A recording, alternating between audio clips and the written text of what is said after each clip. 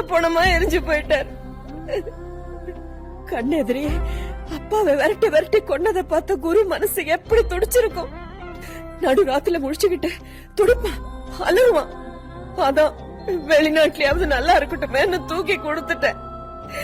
வெறிச்சு வெறிச்சு பாத்துக்கிட்டு ஒண்ணுமே புரியாம அழுதுகிட்டே போனா மனசுக்குள்ள என்ன பாவி பாவின்னு திட்டி இருப்பான்.